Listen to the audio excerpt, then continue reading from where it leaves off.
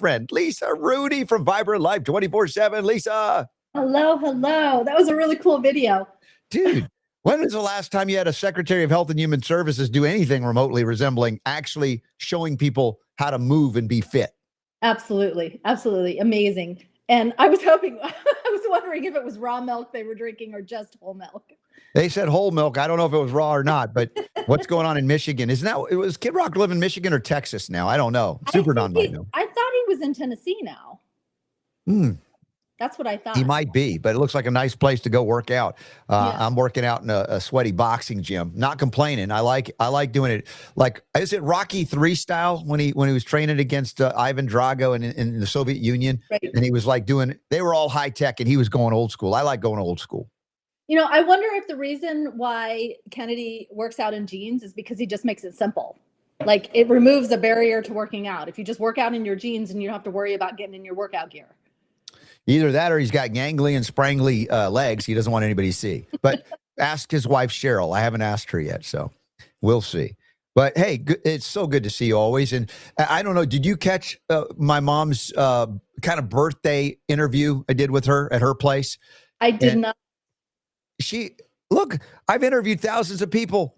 I've never interviewed anybody for the entire hour who was being interviewed on an exercise bike. I heard you say that. Until my mom, yeah. Which, when you said that, I'm like, well, that just is one other thing that makes total sense about your mom, because she is so vibrant. I mean, her energy is just vibrant when you're around her. And, you know, she's lived a great life and she has got the most amazing outlook on life. So, yeah, I'm not surprised. Well, and once again, I would say thank you. It's been I don't know if it's a month almost, but we had such a great dinner with you and your husband, and finding that organic place in Duluth to eat. And I took my mom back there and my nephews back there the next night to have a little bit of good food before everything else was happening. Unfortunately, we had to cancel the birthday party because of the threat of ice and snow in Georgia. When it happens there, everything shuts down. Yeah, that was just so weird. But, you know, it just happens. Strange stuff. We're finally getting snow out west, and everybody be safe wherever you are. Yeah. Now, the opening story, before we get into some of the stuff we're going to talk about, including, I want to tease this. It's in the notes, but 3 magic markers to know if a remedy is working. That's such a cool topic. Stand by for that, Lisa. But the opening of 2 or 3 Americans taking a medication every week and more, and the top 3 were all in the OTC painkiller category. Isn't that interesting? Well, you know, think about it. If you need over-the-counter pain medicine, then you've got inflammation. And what is the one single greatest thing that we can do to affect inflammation in our body? Eat clean food. We can just eat food that brings down the inflammation in our body. That's and a little one of bit the of best things sovereign that we can copper do. too. Get some copper. Yeah. Drink quality water. Get good sleep. Well, think about the athletes that are out there. And I remember this from being an athlete in my younger years. Ibuprofen became a thing. You just take ibuprofen. Like as if it's a vitamin or a mineral. Right. And there's so much deleterious impact on the body that I'm thinking, I hope the Olympians get the memo. I don't know how many of them know about arnica for injuries, but good Lord, that's a baseline. Oh, absolutely. Baseline. And another remedy that I really like for inflammation, like that feeling that you're just like your body's inflamed, especially after you've been working out. If arnica isn't working, is phytolacca. Phytolacca is a great remedy. It works on the fascia, and it really helps to bring that inflammation down. I actually took it 2 nights ago because I had a workout and I just couldn't.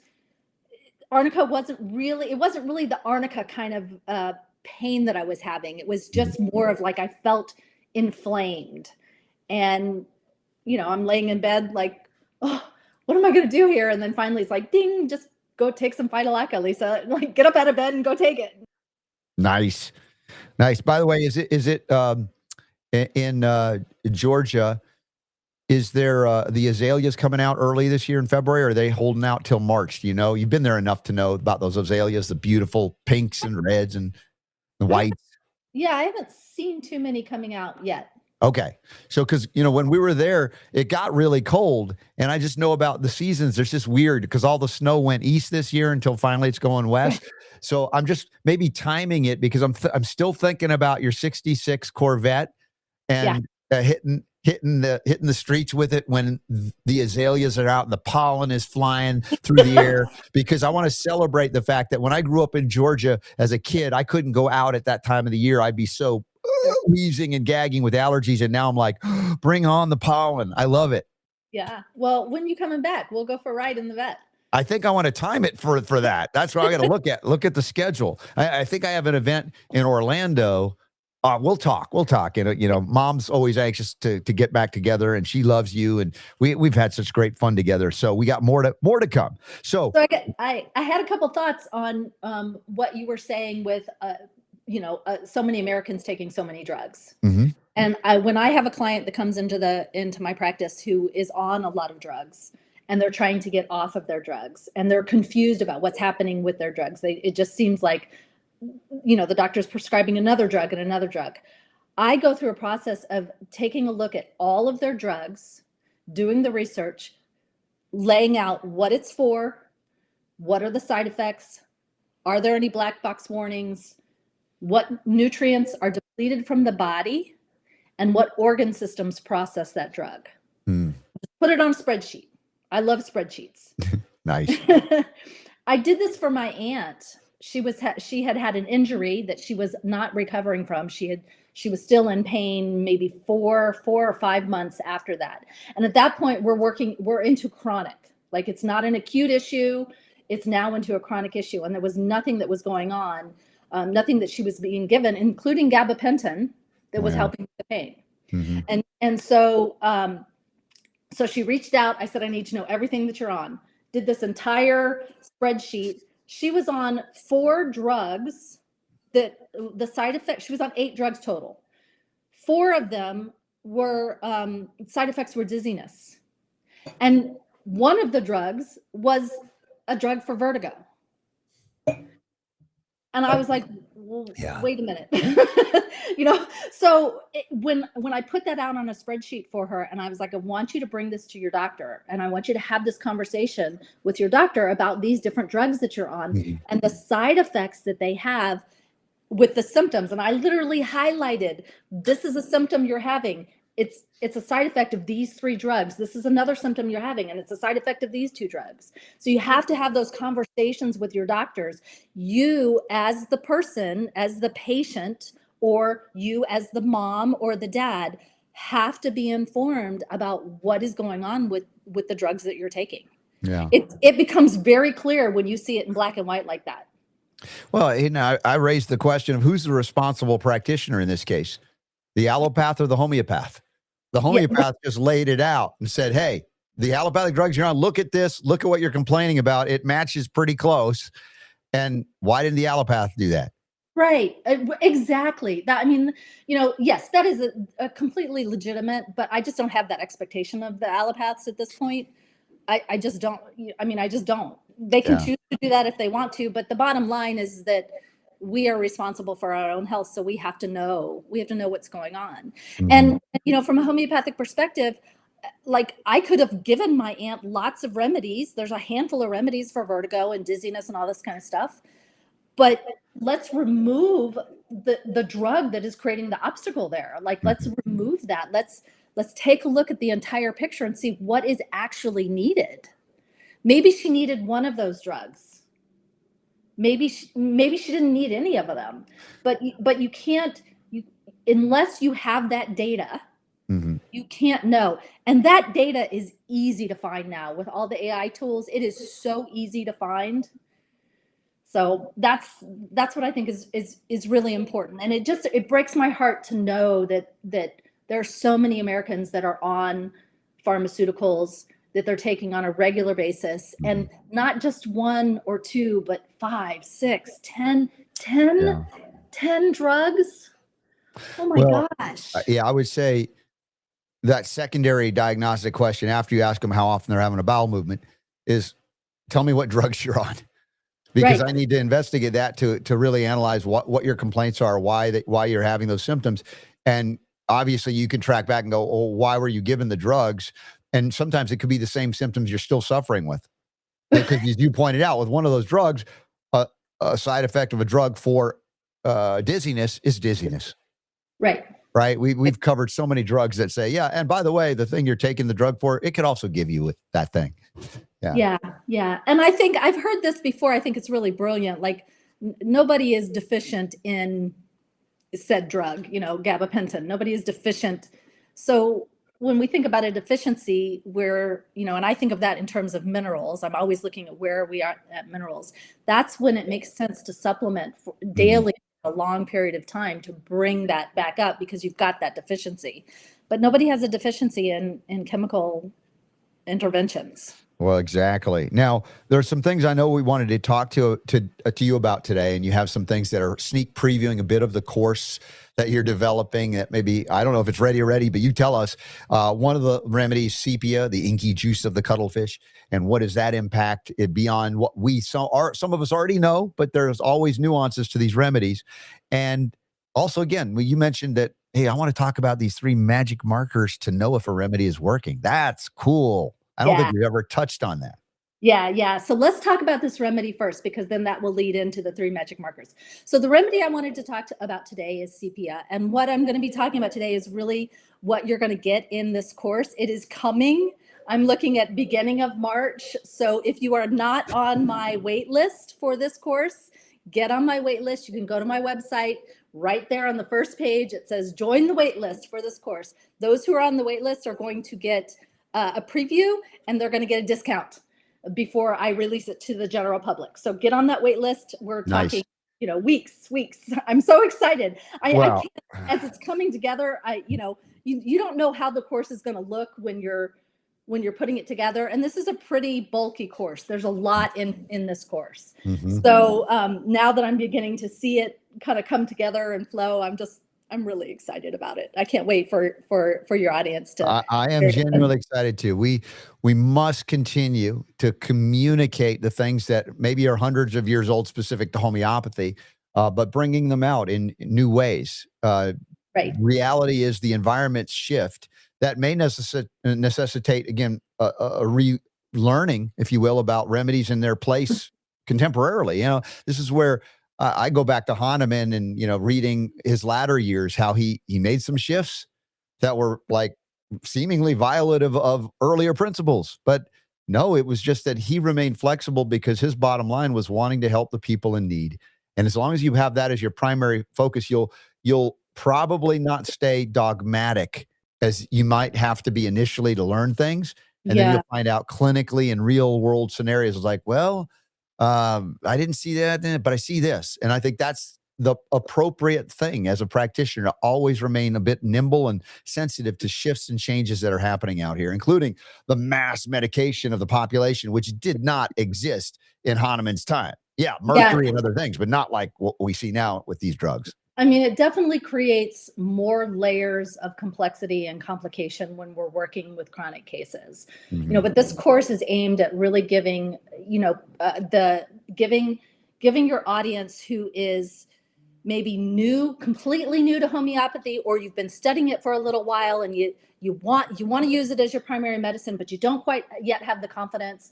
I mean, over the course of, let's see, how old are my kids now? 20 and 22. So over the course of about 22 years, is about how long I've been using homeopathy. Many of those early rules that I was told that I needed to adhere to, I have thrown out the window because it's just such a powerful medicine. And one of my teachers a long time ago said, good homeopathy can power through just about anything. Another one of my teachers who, Dr. Jude, Robin Murphy's wife, always said, you will never know unless you try. So give it a try, because you don't know. And so that I put those 2 principles in place over the last 20 years. And boy, I wish I had this information 20 years ago when I was trying to make this the primary medicine in my home. It is now the primary medicine and has been for a while. But boy, I just think, like, if my kids had been so little and it had been my primary medicine and I had not had fear and I had not had doubt and I had had a really good roadmap, how great that would have been. Well, this is what is so exciting to me about being in the now, right, with you.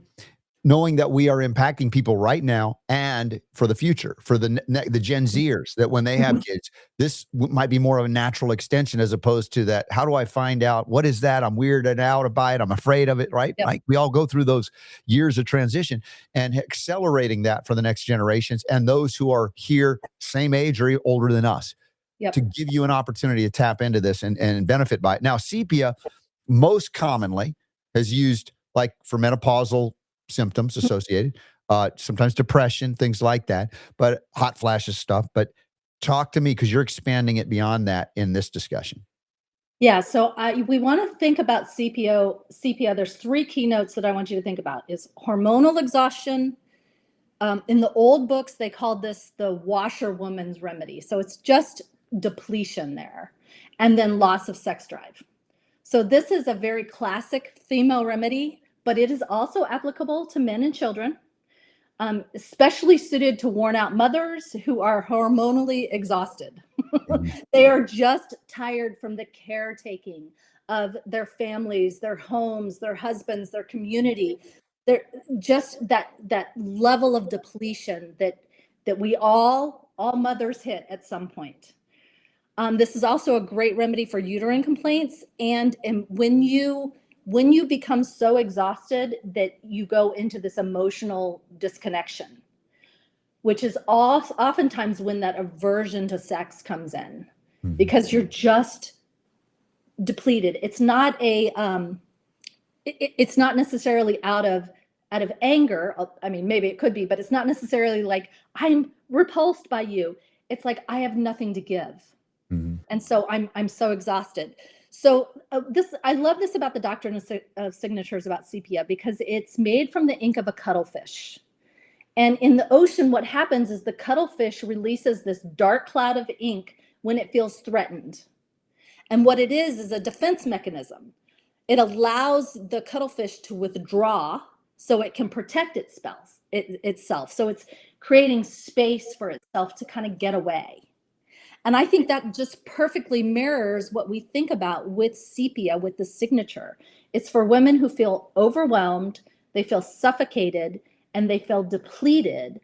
And in order to regain some sense of themselves, they have to push others away, creating like this emotional cloud to kind of protect themselves. It's that withdraw is their form of ink, and it's a way to gain breathing room when life feels too demanding. It's not cruelty. It's just, I need to pull back because I've got nothing to give here. So that's why I love this. And one of the places that sepia comes into play that we should all be thinking about is postpartum. I suffered from postpartum depression after my second child. I didn't know about sepia, but I was so exhausted and so depleted. And there was a hormonal, like sepia will help to balance the hormones out. Had I known about that, oh my gosh, I think that it would have shifted that entire period of time. It was probably 9 months before I really came out of that. So I love that remedy for that. Postpartum depression is a huge opportunity for sepia versus let's put you on, an antidepressant. Yeah. And the thing is, there can be other aspects of depletion that manifest as endocrine disruption or, deficiency. And in pregnancy, of course, you're building a new life, and it's taking whatever it can from you, mom. And if you're not aware of that, you can end up in a depleted state. And indeed, we can nutrify or remineralize, which is important. But wow, the immediacy sometimes of a remedy like sepia, even as you haven't fully engaged these other things I mentioned, is profound to get people out of that. In the worst case scenario, I mean, it's suicidal depression that can happen sometimes postpartum. Absolutely. Absolutely. So some other benefits for sepia are the ways that we can use sepia where it comes into play: uterine prolapse, any kind of pelvic congestion. The main keynote is that they have this dragging sensation, as if like everything would fall out, like on their, all of their insides are falling out. There's a dragging sensation down, low in the uterus. Hormonal migraines. Hormonal migraines this is a great remedy for hormonal migraines, especially when they come around menses. So we think like never well since puberty, never well since the birth control pill, never well since pregnancy, never well since miscarriage, any type of hormonal disruption that is going on. So typically, again, we think about this as a classic female remedy, but it doesn't mean that it's not also beneficial for men and children. I want to make sure that I kind of earmark that, because we have remedies that tend towards one sex or the other, but they don't, like, I don't want that to be a reason not to use it if you're a male or if you're a child. You know, I've had some teenagers who have needed sepia. Well, teenagers need a lot of things. But yeah, sepia could be one of them. You're right. You're right. So yeah, we just entered out of the teenage realm when my daughter turned 20. So, you know, I feel for everybody in that still, right? Yeah. Oh, and by the way, how is your son? Because didn't he have a torn, was it ACL or one of the ligaments in the leg? He tore his ACL and he injured the meniscus, and he is doing well. He is doing really well. Yeah, he is on track. We're hoping that soccer, he'll be able to play in the fall. He can't play this spring. It's killing him. Yeah, I'm sure. He's dying from it, but yes. And you've got him on, I'm sure, a remedy regimen, a nutrient, mineral replenishment, all of that. Oh yeah. Yeah. And I mean, we can talk about that one time. Maybe we'll do a, surgery recovery or surgery. Yeah. I think that would be great. Yeah. How you bring homeopathy into that. Mm-hmm. So, I have a couple of keynotes here when I know that I need sepia. I'm in the postpartum, or not, I'm not in the postpartum, I'm in the postmenopausal phase, but the sepia still comes in for me. And one of the ways is I know when I start just the general tasks that I know that I need to do. Oh my gosh, I've got to feed the dogs, or I've got to get this laundry done, or I'm looking at the dishes in the dishwasher and I just do not want to do it. I just feel exhausted for doing that. That is an indication that I need to take some sepia. Another indication for me is when I become irritated with my husband, especially around housework. And the big keynote for me, people are going to laugh about this, but it's the way he loads the dishwasher, which is so ridiculous. It's so dumb, right? But my husband is one of the smartest men that I know. I mean, the precision in this man's mind is amazing. But when he loads the dishwasher and I'm like, why can't you load the dishwasher more efficiently? That's never happened to me. That's when I know. I'm like, oh my gosh, I need to take some sepia. My honey is probably laughing right now, saying the same things. Like, you put in there? Why not there? Like, you just loaded, honey. Now, I figured out that you can Tetris it out sometimes too. But yeah, a lot of times our minds are not there. And like, you look at us and like, you're smart, but that was really not smart. That was kind of dumb. Yep. You're like, okay, honey. And I have used sepia throughout the time of developing this course. This is one of the remedies that I've used because it's the responsibilities, and you really feel like you become depleted from your responsibilities. And I know that I'm getting depleted when I start opting out. I'm like, nope, and I'll just let things kind of go. So that's an indication, and I can feel it. I can feel it in my body. Mm-hmm. That's an indication for me that I may need to be considering sepia. There are some other remedies, but sepia is one of those remedies. So I want to give you an example of how do we know when we're using sepia. Let's say we've got somebody who has hormonal migraines, and we've determined that sepia is going to be a good fit for her or him, but we'll go with her. So how do we know that sepia is actually working? So if you've got a chronic case, I do recommend that you try to work with a homeopath, because that homeopath can determine, do you need a 30C or do you need a 200? I've used it in both. Do you need it every day? Do you need it twice a week? Do you need it once a week? I mean, it really just depends on the total case. But let's just say we've got a woman who has hormonal migraines, and then we get her on sepia. How do we know that sepia is working? Okay, there's 3 magic markers that we're going to see. The first one is a shorter duration of the event. So let's just say that she has migraines every single month, and it happens, 3 days before her cycle, and it lasts for the 3 days before her cycle and 2 days into her cycle. So 5 days she's got migraines.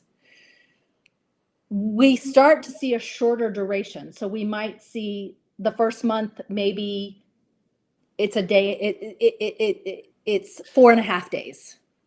And then the next month it's 4 days. And then maybe a few months down the road, it goes down to 3 days. So there's a shorter duration.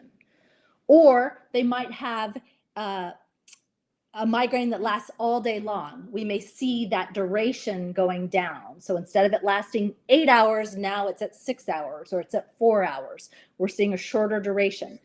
She's still going to be getting migraines, but we're starting to see that duration go down. So that's one magic marker, shorter duration of the actual event. The second one is less intensity. So the migraine comes, it's a 10 out of 10 and knocks her out. She can't do anything. When we get them on the right remedy over the course of time, what we will see is the intensity starting to come down. So it might be that next migraine that she gets, she may still be getting them every single month, but the intensity is coming down. It's not knocking her out. It's a 7 out of 10. And then we see it drop to a 6 out of 10, and then maybe a 3 out of 10. So shorter duration, less intensity. And then the third magic marker is a longer period of time between the events. So again, in this example, she's got migraines that are happening 3 days before her cycle, and they're lasting for 5 days. Maybe after a couple of months, she gets the migraine 2 days before her cycle. And then she gets it 1 day before her cycle. So the time in between those events is starting to get longer. And we're looking for any one of those three. We don't need all three of them. We just need one of them to let us know that we're moving in the right direction. And what's happening is the remedy is giving the body the information that it needs to shift the situation, to uproot the condition that's going on. And as we continue to give that remedy, it's that little information, that reminder, hey, body, this is what you need. Hey, body, this is what you need to do. They're the little teachers, the guides that keep the body on track. This is what we need to do. And then the body, I think of it like bottom up. The body goes deep into the system with the information that the remedy is given. And then it starts kicking itself over the healing threshold, and it starts reorganizing itself. And then it starts to heal. And then we see the uprooting of the condition. I love that you're fleshing out those 3 steps. You know, I often don't have time. Like a lot of times I'm doing some calls beyond the show, just helping people out. And usually a lot of times working with doctors, with their patients, things like that. But, you know, occasionally you'll get the people asking sincerely for help, and they may have some idea of what they want to do. Their number one question often is, how do I know how often to take it? Right. And what you answer is that question is like, my shortcut to that is listen to your body, or observe the symptoms that you're complaining about, you know, coming back through. And you fleshed it out in detail to say, hey, are they happening, you know, less frequently? Is it longer between them? Is it less intense? You know, to specifically go, I'm going to spell out what I mean by that. But it is basically teaching people once again to listen to the wisdom that's innate into their own bodies, what it's trying to do. And what we, for I guess a few generations here in America now, have abandoned. When we go to doctors and say, I have these symptoms, and your doctor says, here, take this, like the 3 painkillers we were just talking about at the top of the hour, and then your symptoms go away.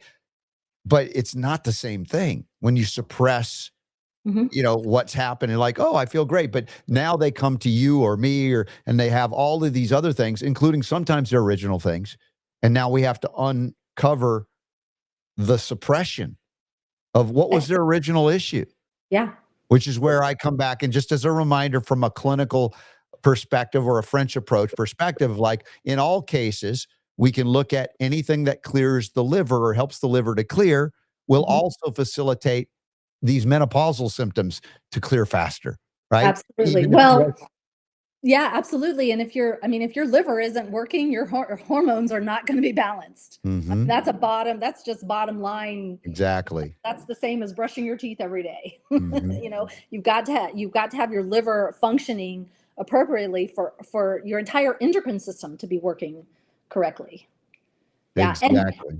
And I do teach in this course, I will teach everyone how to assess the intensity of your symptoms and determine how frequently you need to dose according to that intensity. So, if it's a higher intensity, we may be dosing more frequently. If it's a lower intensity, we're going to dose less frequently. It's a very easy formula. But boy, when I saw that laid out, and I'm dealing with the bumps and the bruises and the colds and the flus and the coughs and, all of that kind of stuff. I mean, when I saw that laid out and I learned that principle, I was like, oh my gosh, this just takes, it took all of the mystery out of what do I do in the moment as a mom for my family. I didn't have to call up the homeopath because I knew acutely what I needed to do. Now, I did have to call the homeopath for those bigger issues, for those chronic issues, but the acute things, every mother should know how to do this. Yes. Yes. I'm so excited. This is a course you guys all are going to want to take. Now, the question is, Lisa Rooney, are they going to have to take out a student loan to be able to get this thing? No, they are not going to have to take out a student loan in order to be able to get this thing. The cost of the course is $349. It is a 7-module course. Every module has between 3 and I think 7 lessons. They range from 5 to 45 minutes. It is self-paced. When you sign up for the course, they're going to drip in 1 module each week for 7 weeks. Yeah. You're going to get all of my tips and tricks. At the last lesson is all of my tips and tricks. This is what you do. This is how you make it simple. This is how you work it on a budget. All of the things that it took me a decade to figure out how to do this and to do it well without having that, bottom line, just confidence concern. Yeah. Are you telling me $349 for all 7 modules? $349 for all 7 modules, and your listeners in particular, I'm going to apply the RSB 100 off. What? Yeah. You should be charging that for each module. Well, this is the bargain of the maybe century. I will at some point, but I want people awesome. to know. I want people to know. Oh, I appreciate that so much. Yeah.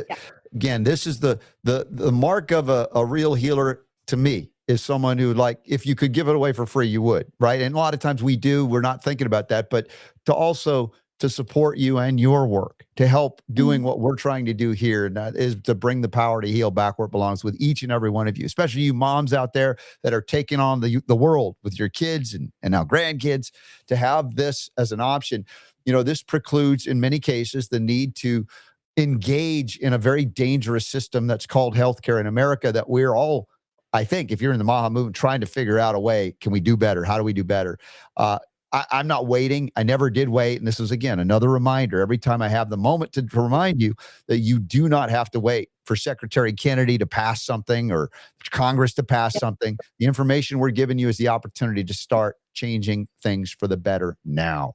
Absolutely. And when and you've got the information and Robert, you give out so much great information. If I just distill down, what I'm trying to work on homeopathically, when you have a mom, I remember how I felt when it all clicked and I was like, I've got this.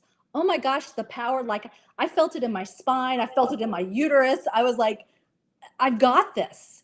And it gave me the courage to no longer question whether I was doing the right thing, to no longer be kind of thrown off course by the opinions of others. I mean, I had people that they thought that I was going to be harming my child because I was using homeopathy, or because I was taking them to the chiropractor, or because we were doing raw milk. I mean, for crying out loud, and when a mom gets that confidence, and I'm not excluding dads, I just, most of my clients are moms, and they're oftentimes the boots on the ground. But when a mom gets the confidence, oh my gosh, it's beautiful. When the dad comes in, that is a couple that is a force to be reckoned with. And that's what I want. You're right. You're right. And I'm encouraging the dads to partake, obviously, although I acknowledge as well the moms are usually the superheroes here, having to recover their children that they wrongly, because of pressure or, cultural habits we've had over now generations, turned our kids over to doctors. That's why, one of the stories I covered yesterday was they're complaining that because of the vaccine mandates are dissipating, or the numbers of vaccines are dissipating, that a lot of people are not even taking their kids to pediatricians. And I'm like, this is the greatest news ever. Because Yeah. the only reason they were going to pediatricians for the most part, these well baby visits, were to get shots. And then Right. you go, well, what about the developmental milestones? They're like, a chiropractor can do that. A Right. naturopath can do it. You can read a book or online and look at those milestones and figure out and measure the circumference of their head. Yeah. I remember when I was taking, in the early days with my first one, because I wasn't first time mom, I didn't know, and I was still trying to figure out how. I was already on the journey, already on the path, but I was still trying to figure out, how does this come in with raising children, Yeah. And I remember going to the pediatrician and pulling into the parking lot and thinking, why am I here? Like, what's going on? I don't even know why I'm here. And it was after that I started slowly pulling back.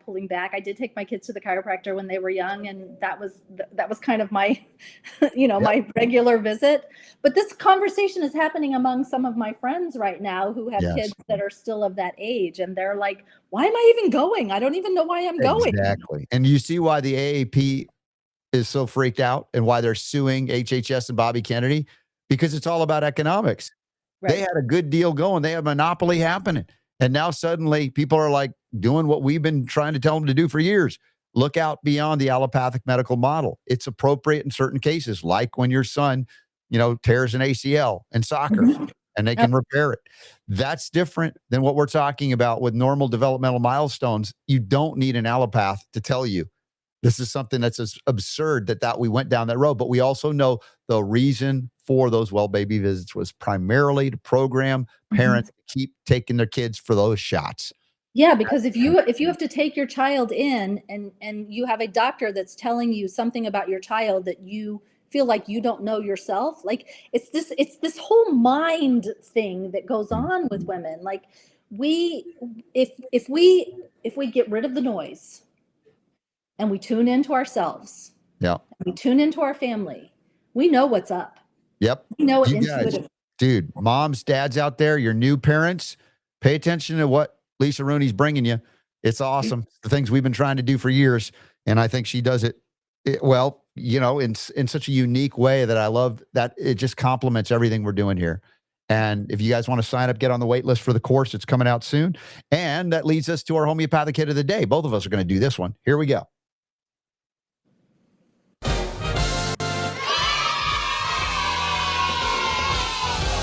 Playing all of the homeopathic hits every day, right here on the Robert Scott Bell Show.